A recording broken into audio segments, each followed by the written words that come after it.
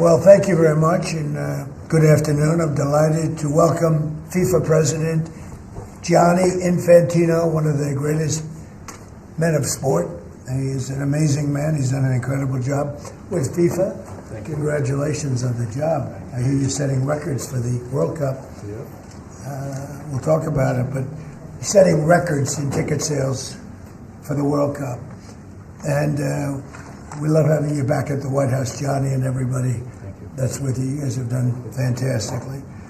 I also want to thank Vice President J.D. Vance. J.D., wherever you may be. Where's J.D.? He's coming right over. Marco Rubio was doing a fantastic job, and Secretary Kristi Noem was doing a fantastic job, as well as Representative Darren LaHood. Thank you all very much. Hi, Darren. This past summer, the United States hosted the 2025 FIFA Club World Cup, and it was great. I actually went to a match, and it was amazing. That was a big success, too, wasn't it? It was sort of like a preview of what's to come. And now we're getting ready for an even bigger event next year as we host the official 2026 FIFA World Cup. That's the big one. The World Cup tournament. This will be a once-in-a-lifetime opportunity, even for our country, because frankly, this goes to countries, everybody wants it. I guess it's going all over the world. Do you know who's getting it the next time around? Who's getting it? Has that been selected? The next one will be Morocco, Spain, and Portugal. That's good. With 3 matches at the beginning in South America, Argentina, Uruguay, and Paraguay. And the one after will be Saudi Arabia in 2034. Wow, that's great. Yeah. Wow, that's great. Well, we have the king coming, Crown Prince is coming tomorrow. This will be a once-in-a-lifetime opportunity to showcase the greatness of American world-class athletic competition as we celebrate our nation's 250th year. The World Cup will also be an incredibly significant economic opportunity for countless American workers and businesses. It's expected to drive more than $30 billion, Johnny. I don't know about that. That sounds like a lot of money. No, that's true. Are you sure? 100%. How much does the country get out of that? 30 billion. 20%? No, do we get like a percentage of the gross or anything? That's for negotiation. That's right. And it's going to create nearly 200,000 jobs for America. Since the creation of the White House FIFA Task Force earlier this year, Secretary Rubio's team at the State Department has worked tirelessly with the Department of Homeland Security to ensure that soccer fans from all around the world are properly vetted and able to come to the United States next summer easily. Before I took office, it would often take a year to get a travel visa, but because of the administration's hard work, now in more than 80% of the world, think of that, the wait time for a visa is 60 days or less. For those who intend to join us for the World Cup, I strongly encourage you to apply right away. And I want to thank FIFA Task Force and Secretary Rubio for the great job. Marco's doing a fantastic job in many ways, too. So I want to just thank you all for a great job. Marco, you're doing a great job. Beyond even this, we're also creating what we're calling the FIFA Prioritized Appointment Scheduling System. That's a hard one for most people to remember, but it's there nevertheless. And this will allow World Cup ticket holders with long wait times to opt with FIFA for a prioritized interview. And I've directed my administration to do everything within the power to make the 2026 World Cup an unprecedented success. I think it's going to be the greatest. And we are setting records on ticket sales. Nobody's ever really, and FIFA's never, if you look at the numbers, nobody's ever seen anything like the kind of numbers we're doing. The early ticket sales are through the roof, and much of it is even sold out. So congratulations, Johnny. And I'd like to ask Johnny to say a few words. He's really done an incredible job. He's got unbelievable spirit and personality and talent and intelligence, I always like to say, because it's all a part of it. But the job you've done is based on what's happening, unprecedented. Thank you, Johnny. Thank you. Thank you, President. Thank you very much. I would like to start really by thanking you, Mr. President, Secretary Rubio, Secretary Noem, Andrew, your entire team for approving and making this very important announcement today. The FIFA Pass is being announced, the prioritized appointment scheduling system. That's the way people will remember it. So if you have a ticket for the World Cup, you can have a prioritized appointment to get your visa, because we said it the very first time we met, Mr. President, America welcomes the world. America will welcome the world here next year. We will have between 6 and 7 million tickets sold for the matches. We will have between 5 and 10 million people coming to America from all over the world to enjoy the World Cup. And with this FIFA Pass, we can make sure that those who buy a ticket that are legitimate football fans or soccer fans, they can come and attend the World Cup in the best conditions, starting from getting their visa and then coming, of course, in the country to enjoy. You mentioned the economic impact, the 30 billion, 200,000 jobs, and this is just for the World Cup, and we will build on that to make soccer even greater here. You are the number one country in the world, the United States of America, Mr. President. You have to be the number one country as well in the number one sport in the world. So we have to work for that, and we will do that, and the World Cup will be very, very significant in this respect. So big thank you to you, to the White House Task Force, to everyone involved, and we are celebrating next year not just the 250 years, but also the greatest and most inclusive World Cup ever. We will have 6 billion people watching. We have the draw coming up on the 5th of December here at the Kennedy Center in Washington, D.C. 1 billion people watching the draw to find out who plays whom and where. We have 32 teams already qualified. Before or by tomorrow night, we'll have 42 out of 48 qualified. So a quarter of the world will be here, and we are looking very much forward. So thanks for the support, thanks for the great work, and always happy to be here at home, if I can say that. You are home. We are. There's your beautiful trophy right there. Yeah. You are, and a big part of it too. Marco, would you say a few words? Yeah, thank you, Mr. President. First of all, for getting the games, because this happened in your first term when the Cup came here, and it's a major undertaking. So we've deployed over 400 additional consular officers around the world to deal with that, in some cases doubling the size of the consular presence in our embassies in certain countries. And the good news now is that about 80% of the world you can get an appointment within 60 days. It used to take, half a year or longer, and now sometimes it took, now you can get it in less than 2 months, where in places it took over a year. In places, for example, like Brazil and Argentina, it took over a year to get an appointment. Now you can get it in less than 2 months. So our advice to everybody is, if you have a ticket for any of the games, you need to apply if you haven't done so as soon as possible. Don't wait till the last minute.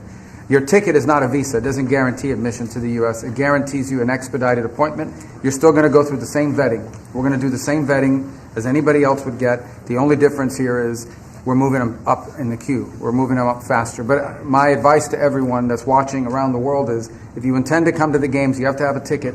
You need to apply. Apply as soon as possible. You're going to get your interview within 6 to 8 weeks, and move forward from there. Don't wait till the last minute to do it. Thank you. Mr. Congressman, would you like to say something? Well, first of all, Mr. President, none of this would have happened without your leadership securing this during your first term. I tell my colleagues all the time, this will be the largest sporting event in the history of the world. We expand from 32 to 48 teams for the first time ever. We're doing it with Mexico and Canada, but obviously the 11 host cities will be here in the United States, and it's going to have a $30 billion impact economically in this country. And so it has been a team effort by everybody, but I also want to thank President Infantino and obviously you, Mr. President, and your entire team, Andrew and Nick and everybody. It is going to be an unbelievable sporting event next summer. It's going to be great. It's going to be great. Andrew, would you like to say something? Sure. I think we'll have somebody much more important. much more important. And honestly, without her work, without Secretary of State Rubio's work in the State Department, this would not happen. Without your leadership and your vision, this would not have happened. I think 2 key points. One, the Secretary of State already highlighted. This is a welcoming message to the world without going around the safety and security procedures.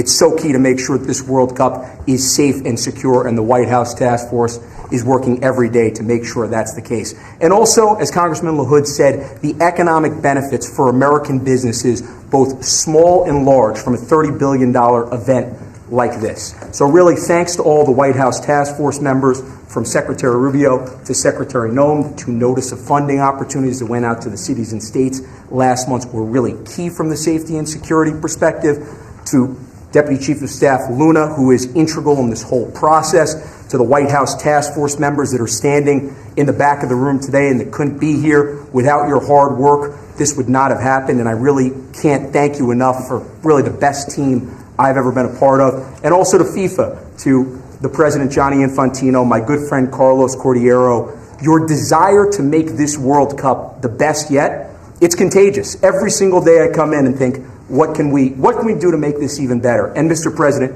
your vision more than anything. I think it takes a unique visionary to be able to go and see a sporting event and realize that this can be one of the greatest cultural events in world history. And I think there are very few people, aside from the 45th and 47th President of the United States, Donald J. Trump, that can do that undertaking. So thank you. Well, thank you very much. Chrissy? Well, Mr. President, thank you for Andrew. Thank you for making him the head of our FIFA task force. He's fantastic. And Nick has been a rock star in facilitating all of our meetings, getting everybody together, and making sure that we're prepared to host this event. And it's going to be the world's largest sporting event ever hosted, and it's happening under your leadership. So every department has been working, but the Department of Homeland Security is working on making sure people can travel here safely. They know that they're welcome to the United States, that each of these events will be cooperative events with our cities to make sure that the security needs are met. We put out over $600 million worth of grants to the 11 host cities that they'll have the advantage to partner on technologies and screening technologies, drone technology, counter UAS as well will be implemented. So we'll be prepared to host it safely, but also with Marco's leadership at the State Department, making sure that people that come in on these tourist visas are coming in thoroughly vetted, just like anyone who would travel here, and they would come and enjoy our country, and then they would go home and go home in a timely manner. So we're excited about that, and we're excited to partner with you, Mr. President, on creating memories for people around the world that will make them not just fall in love with the United States, but also fall in love with the sport of soccer. Well, thank you. How many games are there, Johnny, total? Total 104 games, meaning 104 Super Bowls in 1 month. This is the magnitude like of the event. You know, when you think It is. It's incredible. it's Super going to Bowls in 1 be month. the biggest sporting event we've ever had. It's like having 104, or even if you cut it in half, 50, 60 Super Bowls, right? That's okay too. Any questions, please? Mr. President, can you just take us through this FIFA Pass idea that you guys are talking about here? How exactly is it going to work for ticket holders to this big event that the United States is hosting? I'll let my guys do that because they can do it much better. And either one of you two, Nick, would you like to talk about it? Sure. Well, Mr. President, without your leadership, this would not happen. And we came in 10 months. We have a system that's going to welcome the world. The greatest host in the history of the world is going to host the world here. Basically, this system allows folks with a FIFA ticket purchased through FIFA to go through the FIFA portal. That is then going to get prioritized with the State Department, so that those appointments are going to be had before existing appointments, so that people, when they buy tickets, they have confidence that they're going to be able to come to the games and spend their money and travel this country and do all the things that they want to do and enjoy the game. So it's an incredible vision that the President executed here. Within 10 months, we started with really not that much. And so this whole team here, with the President's guidance, has made this possible. It's going to be the greatest games in the history of the world. Okay, do you have that? Yes, yes. Not too complicated. Daniel, please. Daniel? Mr. President, you were talking about the economic impact of this. Billions and billions of dollars. This builds on the framework and the groundwork that you've built already up for a major year in 2026. Deregulation, energy independence, tax cuts, historic amounts of private sector investments.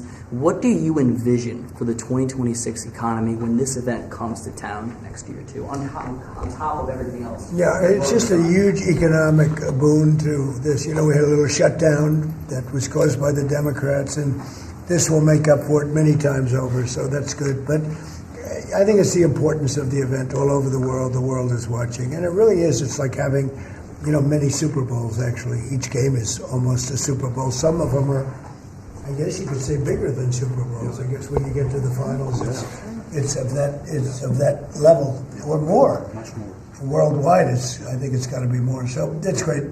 You know, when Johnny and I made the deal, I never thought I was going to be president because I was supposed to be retired by that time, and I got a little lucky. So I'm very honored to have it. And we have the Olympics coming too. That'll be great. And the 250 is going to be right out on the lawn. You're going to have a UFC event with Dana White and his people. He's going to have the greatest card they've ever assembled. I was talking to Dana White the other day, and they're going to have the greatest card they've ever assembled, Johnny. So you'll be sitting up there with me there. We'll be watching it. So right opposite the front door of the White House. It's going to be on June 14th. So it's really going to be an amazing period of time. But this is something very, very special. World Cup. All my life I've heard about it. Yep. Mr. President, I have a question about Venezuela, but can I just first ask, the health of the president's always news. Your voice sounds a little rough. Are you feeling all right? I feel great. I was shouting at people because they were stupid about something having to do with trade in a country, and I straightened it out. But I blew my stack at these people. Well, it sounds like there's a follow-up there, but can I ask you about Venezuela? You suggested... Is there what? It sounds like there's a follow-up there, but can I ask you about I Venezuela? thought you said there was a polyp, and I said, That's a whole different thing. I don't want to hear that. It's a whole other issue. Okay. You suggested you've made a decision about what you want to do next about Venezuela. I understand you don't want to tip your hand, but is there anything you're ready to rule out at this point? Are you ruling out U.S. troops on the ground? No, I don't rule out that. I don't rule out anything. We just have to take care of Venezuela. They dumped hundreds of thousands of people into our country from prisons. Nobody knows better than this young lady right here. She's done an incredible job with Tom Homan and all of your people. It's amazing. You know, we have a tight border right now. Nobody comes in. But we had millions of people pouring through. A year ago, we had millions of people pouring through our border. And many of them came from Venezuela, including Tren de Aragua, the gang. And I guess what I'm hearing, Christy, is that's as bad a gang as there is anywhere in the world. It's the worst. Is that Absolutely, actually sir. the worst? Absolutely, they are the worst. I mean, they're worse than MS-13. They're killers. They massacre people. They cut them up into pieces and they bury them in their communities where they grew up. They're horrible people. And we had a lot of them. And many of them, most of them, pretty soon, most of them are going to be out. But they sent them in like we're a dumping ground. So I'm not in love with the people running Venezuela. I love Venezuela. I love the people of Venezuela. But what they've done to this country, and I really say this, what Biden and the Democrats have done to this country can never, ever be forgotten. You suggested Maduro wants to talk. Are you prepared to speak with him directly? Would you commit to doing that before you order strikes? Yeah, I probably would talk to him. Yeah, I talk to everybody. Mr. President, Go ahead, follow-up please. on Garrett, was that what you were Please, go referring ahead. to? Was that India? Rebecca Zuckel with Blaze News. So, in a recent interview, you had made some remarks about H-1B visas. You said about H-1B visas. Yeah. You said that there were certain talents that Americans needed to outsource to foreign workers. Could you clarify? Until they learn that, yeah. Like, for instance, if you're going to be making chips, we don't make chips too much here anymore, but we are going to be in a period of a year. We're going to have a big portion of the chip market. But we have to train our people how to make chips because we didn't do it. We used to do it, and then foolishly we lost that business to Taiwan. Very, very foolishly, because if they had a president that thought like I did, they would not have let that happen.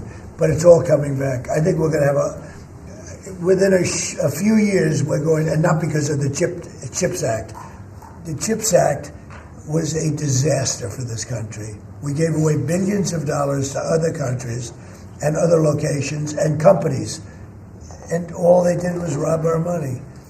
But because of tariffs, the chips are coming back. Chip makers are all coming back. And I think within a very short period of time, we're going to have maybe even the majority of the chip making in the world will be right in the United States. Where it should have been all along. But because we had people that didn't believe in tariffs, they believed in them, but they didn't know how to use them, we would have had nobody leaving our country right now. And instead, you have almost 100% of the chips are made in Taiwan. It's so disgraceful. The good news is it's all coming back. Yeah, please. Mr. President, The gentleman in the back. Thank you, Mr. President. I want to just follow up on Venezuela. In these talks with Maduro, is there anything that he could say or do that would allow you to feel like he could stay with your support? Is there anything that he could say that you would be, okay, you can stay? It's hard to say that. You know, the question's a little bit tricky. I don't think it was meant to be tricky. It's just that, look, he's done tremendous damage to our country, primarily because of drugs, but really because we have that problem with other countries too. But more than any other country, the release of prisoners into our country has been a disaster. He's emptied his jails. Others have done that also. He has not been good to the United States. So we'll see what happens. At a certain period of time, I'll be talking to him. Mr. President, can I just follow up? You mentioned your voice and you were shouting about trade. Which country in particular upset you? Was it India? No. A country wanted to try and renegotiate the terms of their trade deal, and I wasn't happy about it. Or which country was it? People want to know. Why would I say that to you? Why would I can't believe it? Mr. President, on the World Cup, if you would, Seattle and the World Cup. The new mayor-elect of Seattle is a Democratic Socialist. Seattle has or beyond. I watched her. Right, Seattle has that's more than socialism. Right, Seattle has 6 World Cup games. How close are you going to be watching that city with the crime in that city? Well, if we think, and I'll have to speak to Johnny about this, but if we think that the mayor of L.A. is incompetent, everybody knows that. You know that I was there, I guess, 2 years ago, and we got all the federal permits taken care of, far more complex than the state permits and the city permits. And Lee Zeldin, who's a superstar, got everything taken care of. The toughest part, having to do with the fires, that should have never happened. If they let the water come in, it wouldn't have happened, right? Do you know that people aren't building their houses yet? I mean, can you imagine that? And if we didn't go in early on, Christy, I think we can say it. Well, the head of their police department said it. They were unable to handle. You would have had, not only did you have the fires, but you would have had total insurrection in Los Angeles. And if we didn't go in, and the head of, the gentleman, he said it, and he said it strongly, he said we could not have done it without the federal government. We did a great job. If we think there's going to be the sign of any trouble, I would ask Johnny to move that to a different city. We have a lot of cities that would love to have it number one, and we'll do it very safely. So if we think there's a problem in Seattle where you have a very, very liberal/communist mayor, I would say, it's certainly beyond just liberal. I watched her over the weekend. Wow, that's another beauty we got there. But if we think there's going to be a problem, Johnny, can I say we will move? I don't think you're going to have this problem, but we're going to move the event to someplace where it's going to be appreciated and safe. Yeah, well, I think safety and security is the number one priority for a successful World Cup. We can see today that people have trust in the United States when we see at the ticket sales, we sold, record-breaking figures of tickets, almost 2 million already sold out of 2 million that we have been selling. This is because people, they know that they will be coming here and they will experience a safe and secure World Cup. This is the responsibility, of course, of the government, of Secretary Norm, of everyone.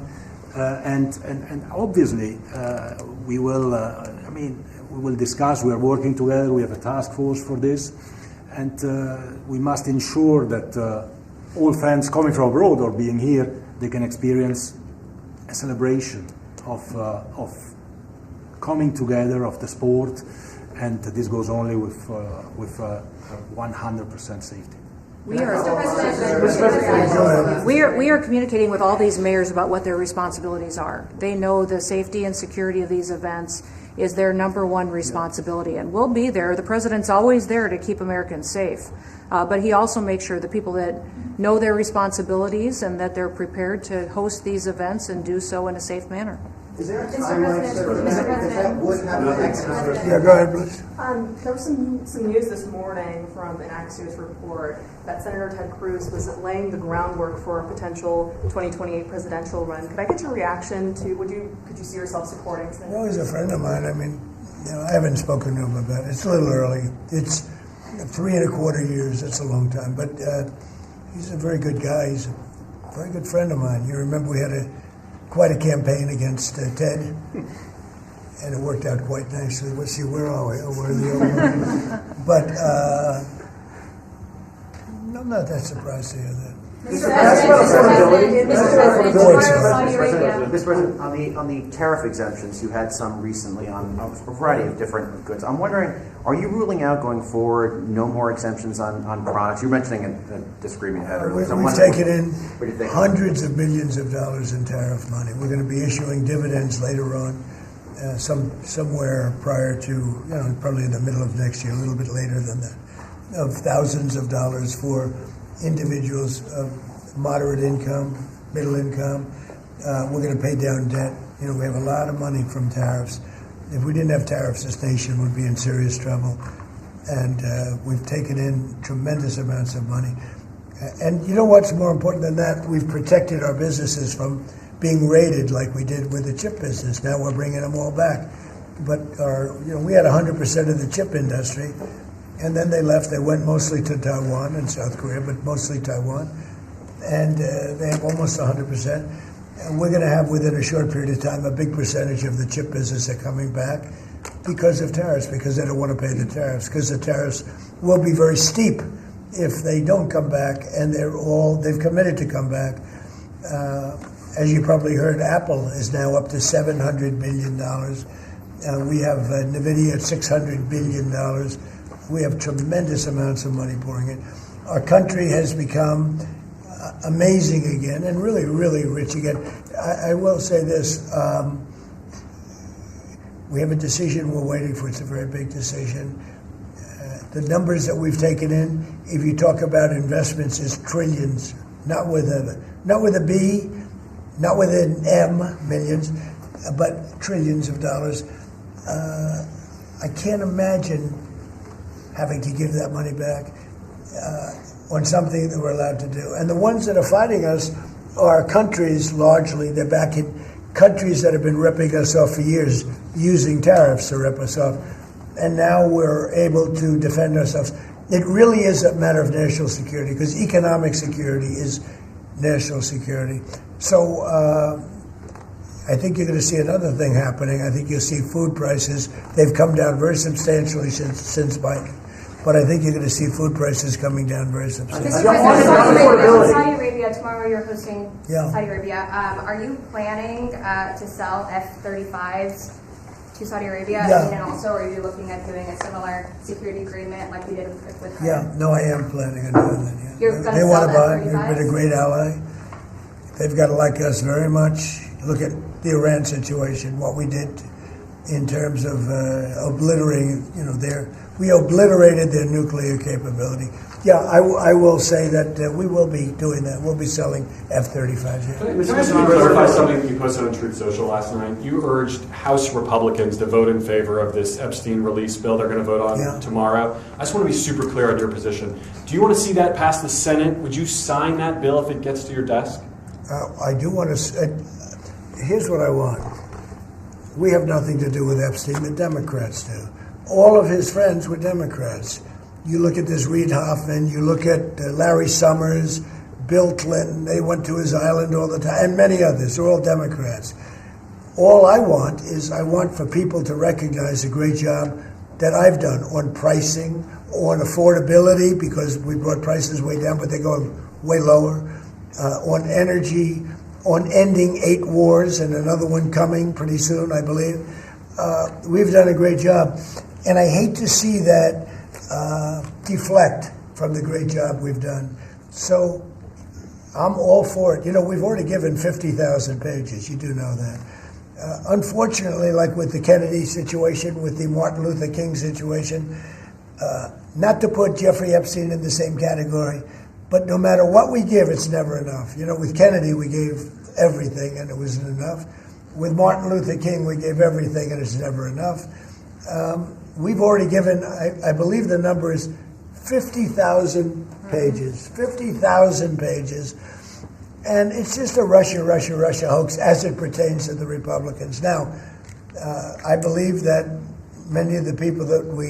some of the people that we mentioned are being looked at very seriously for their relationship to Jeffrey Epstein.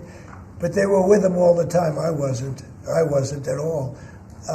And we'll see what happens. What I just don't want Epstein to do is detract from the great success of the Republican Party, including the fact that the Democrats are totally blamed for the shutdown. You know, they cost our country hundreds of billions of dollars with that, at a lot of inconvenience. So I'm for any. I don't. They can do whatever they want. We'll give them everything. Sure, I would. Let the Senate look at it. Let anybody look at it. But don't talk about it too much, because honestly, I don't want to take it away from us. It's really a Democrat problem. The Democrats were Epstein's friends, all of them. And it's a hoax. The whole thing is a hoax. And I don't want to take it away from really the greatness of what the Republican Party has accomplished over the last period of time. Yeah, Mr. President, affordability. The shutdown is now over, and administration officials had said when the shutdown ends, they'll reevaluate the farmer relief. Now we have the deal with China.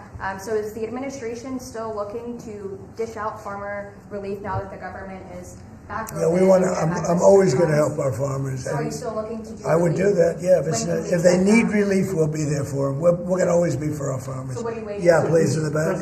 Mr. President, just speaking of the economic impacts of FIFA and possibly moving to another city, some games if you feel there's crime, is there like a timeline that you would do that? Because these cities, there's sponsorships, there's economic impacts for these communities. Sure. Is there? Well, you know, the governors are going to have to behave. The mayors are going to have to behave. You know, in the case of California, you have a problem.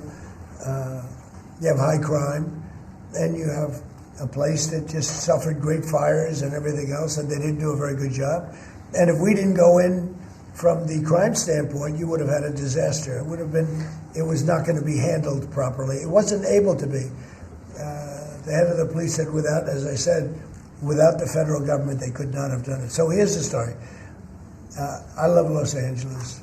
If they want help during this, I would love to send in National Guard or whoever's necessary to help them. I want it to be great. I'd love it to be in Los Angeles. I love the place. It's a natural for Los Angeles.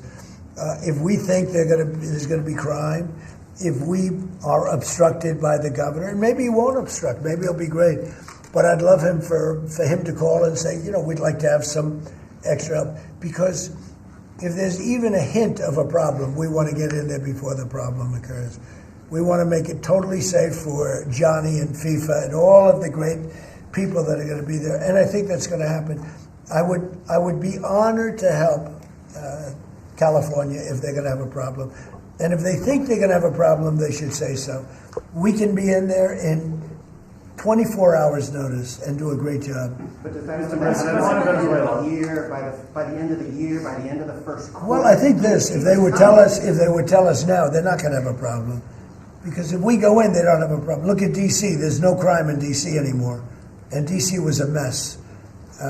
If they want us to go in, I'd like them to tell us right now. But if we go in, there will be no problem. There will be no crime. What's the message then to like local businesses who are considering sponsoring this? Tell your governor to ask for federal help. We'd love to help them. Mr. President, are you planning on also potentially launching strikes in Mexico or putting American troops or American personnel into Mexico to deal with? Would I launch strikes in Mexico to stop drugs? It's okay with me. Whatever we have to do to stop drugs. Mexico is, look, I looked at Mexico City over the weekend. There's some big problems over there. If we had to, would we do there what we've done to the waterways? You know, there's almost no drugs coming in through our waterways anymore. Isn't it down like 85%? It is, sir. Absolutely. I don't know who the 15% would be. Yep. It wouldn't be you. No, that's for sure. No, I think it's been... Tons and tons of you would say drugs. that's a big signal. Absolutely. We have almost no drugs coming into our country by the sea, by, you know, the waterways. And you know why, okay? I mean, it's pretty obvious. Would I do that on the land cars? I would absolutely. Look, every boat we knock out, we save 25,000 American lives. Not to mention the destruction of families. These families are decimated forever. The mother, the father, the children, they never recover really from it. You know, when you lose somebody like the way they live, if you lose them, but the way they die is horrible. Is it something? So when we knock out a boat and we save 25,000 lives, that's great. Now, do I feel the same way about the the corridors that they use. We know every one of them. We have every one of those corridors under major surveillance.